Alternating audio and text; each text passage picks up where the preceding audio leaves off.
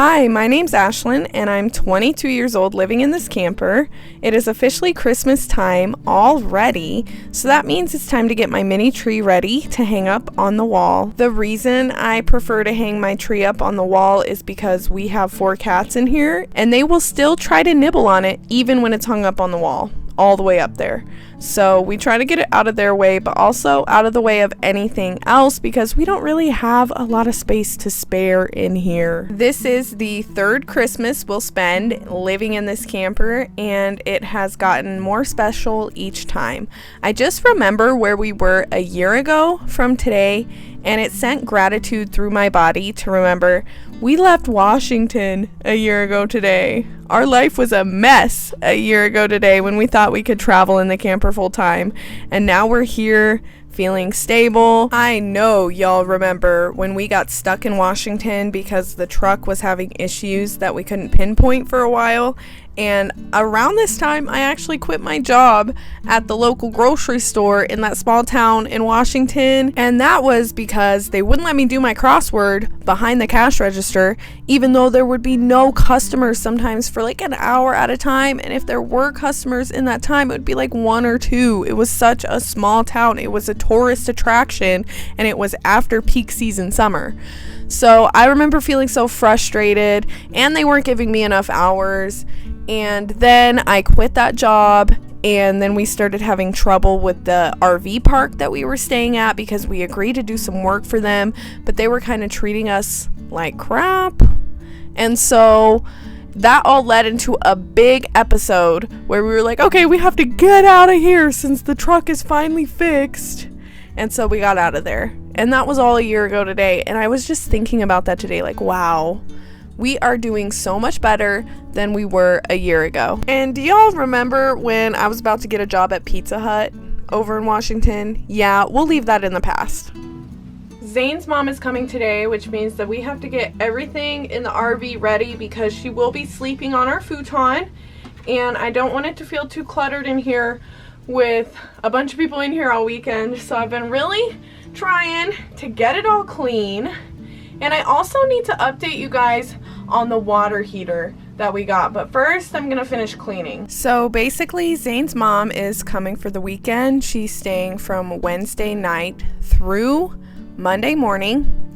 And I have to get this little space ready to have her sleeping on the futon all weekend, which means there can't be any clutter out.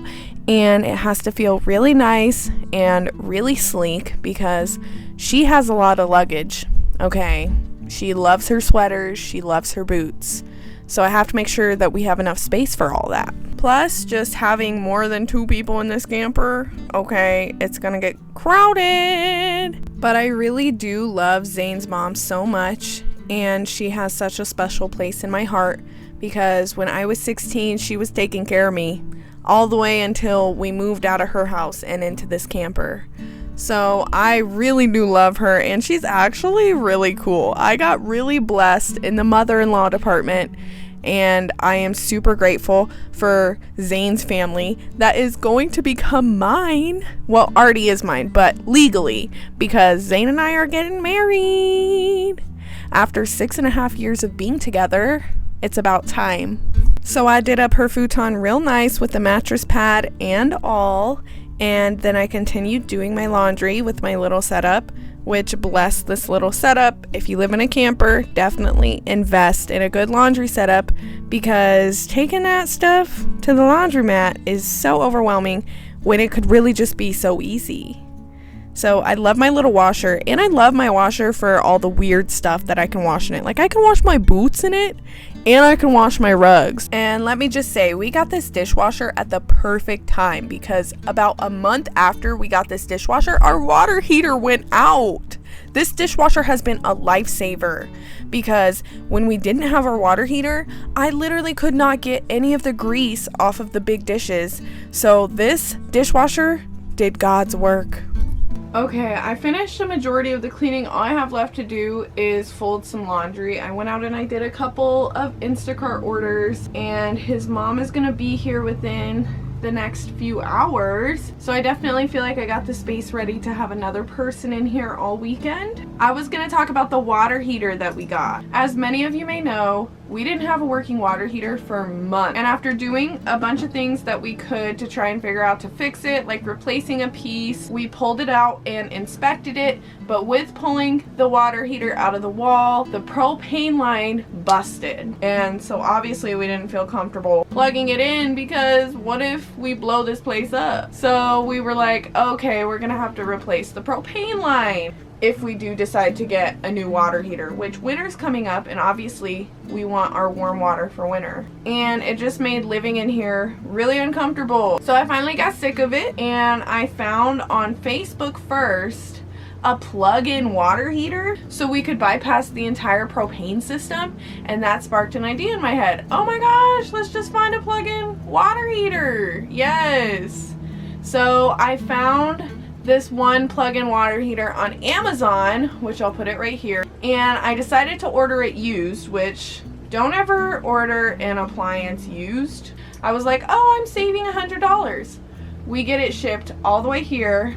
We reroute the piping system and everything. We spend an entire Sunday on this, only to find out it doesn't work. So luckily I was able to look up the exact same model of water heater and find one in town the next day. So I felt really relieved about that. The next morning we just went and we picked up a brand new one. We brought it back, we swapped it out with the used one, and now I'm able to just return the used one on Amazon, and I've already started that return process. I'm really hoping they give me all of my money back, because at this point I'm like $600 deep in this water heater replacement. But after I get my money back, they should send me like a little over $200 back. So we paid like $350 after tax for our brand new 4-gallon water heater. It's only 2 gallons less than the water heater that we had before. And Zane was able to take a shower with it this morning, and it's been really, really good. It reheats the water up very quickly. Like I said, no propane use. I just have to be careful with what else I have going on with what else is plugged in. I made sure to plug it into a different outlet than what I have the dryer and the dishwasher on, just so that we don't blow the fuse often, and we haven't blown the fuse once from having it plugged in. It's honestly been such a success, and I'm so freaking happy that we have a new water heater. So the first night that Zane's mom was here, we actually went out to eat at a bar and grill. She got here kind of late, so that was just the vibe. And the following day, I decided to get to work with my cooking. I chose all of the best meals that I know she's been missing the last couple of years, okay? And what I call these is my white chicken chili enchiladas. It's not truly white chicken chili enchiladas because I use black beans instead of white beans, but it's okay. So I just do shredded chicken, black beans, and a block of cream cheese. This is a double batch. Typically, I would just do 2 chicken breasts, 1 can of beans, half a block of cream cheese, maybe a full block if you're feeling crazy. But with a full batch, I did 4 chicken breasts, 2 cans of black beans, and a full block of cream cheese. And then you roll that mixture up into tortillas. I just like to crock pot it because the chicken was ready when I got home. I didn't have to like do too much, you know? And I just love my crock pot, but obviously you can cook it however. And you roll all of those into tortillas, you fill up your pan, and then you cover it with sauce. These enchiladas were perfect for having guests over because they're so easy to make in bulk. I feel like it's super simple. Plus, I didn't have to have a vegetable because I topped it with lettuce, and lettuce is a vegetable. This is my favorite green sauce, particularly because it doesn't just have weird green dye in it, and all of the ingredients are pretty normal looking, but you don't have to be too picky with your green sauce. I just like this. And this green sauce is where it's at. It is so good. This is what makes it green chicken chili, or white chicken chili. And then I covered it with cheese. I have my little rotary cheese grater, and this is Monterey Jack. That's why it's kind of clumping, because it's a softer cheese. But yes, I love the rotary cheese grater because it makes it so much easier to grate my cheese. I don't have to put in that arm work. Obviously, you can just use shredded cheese already. But yeah, then I cut that up into little sections and topped it with sour cream and lettuce, and it was so good. This is one of my favorites. I knew I had to make it for her. Since this is a prepping for the holidays video, I am wrapping Zane's presents.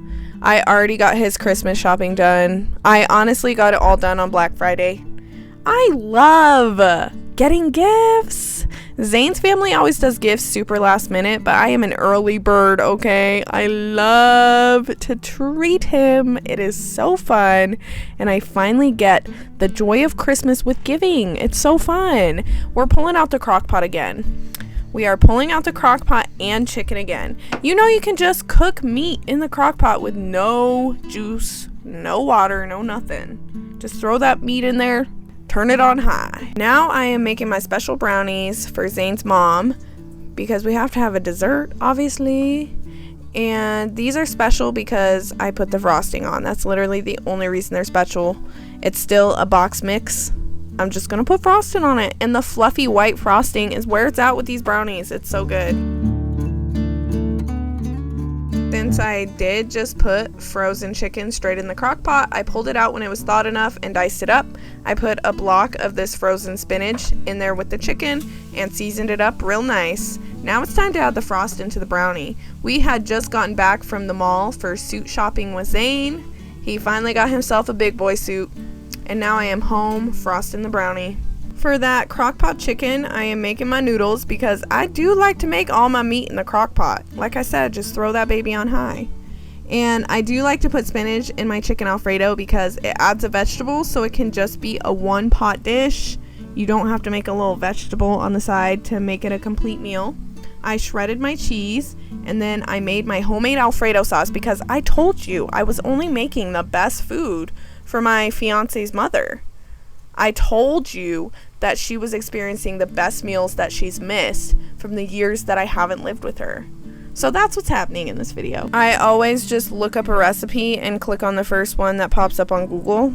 I can't lie, okay? Since this is a double batch, I did 2 sticks of butter with 3 cups of heavy whipping cream and half a block of a pound of cheese because I'm using the other half for a different meal later down the line. Depending on how cheesy you like it is how much cheese that you add. You really don't have to be too crazy about the measurements. I have free-handed it before and it's turned out just fine. I season the sauce and then I dump the sauce into the noodles after all of the cheese is melted. And I really appreciate how I can make this really good food for everybody and everybody can appreciate it and we can have a good night over some really good food. And I know this is the best of the best. It's so good. I'm pulling out the bread maker for some pizza dough. This is the pizza dough recipe that I use all the time.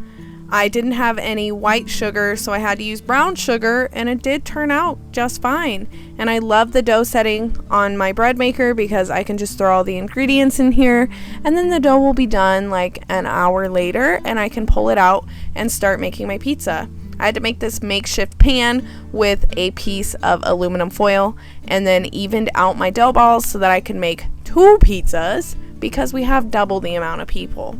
Usually I would just make one recipe for everything, obviously, but we are hosting guests because Zane's mom was staying over and Zane's brother lives in the same RV park. So I was feeding 4 people consistently all week. I spread it out evenly on my pans and then I had to throw it into the oven at like 425, I believe it is. I don't know, like I said, I always just use the first recipe on Google. It doesn't have to be too complicated. I just do what's the most simple and make it work for what I have. So as that pizza dough is cooking, I'm prepping the toppings, which I'm just doing ground beef and bell pepper. This is a classic, okay? It's so easy because you always have ground beef in your freezer, and sometimes I just buy 1 bell pepper whenever I know that I'm making pizza that week. When the dough is finished and the toppings are finished, that's when I start topping the pizza with the sauce and the cheese. I had Zane's brother put in the work this time with the rotary cheese grater to grate all of this cheese, and he broke it. He broke my rotary cheese grater, but it was only $5, and I've already had a previous one in that style break, so I really want a stand-up rotary cheese grater, and I told him he has to get me one for Christmas. So let's hope that he actually listens to me and he gets me a stand-up style rotary cheese grater because that's what I really want. And with the pizza, I'm just making a side salad. This is my go-to salad recipe: lettuce, broccoli coleslaw, fried crispy onions with Thousand Island and ranch dressing. It is seriously so good.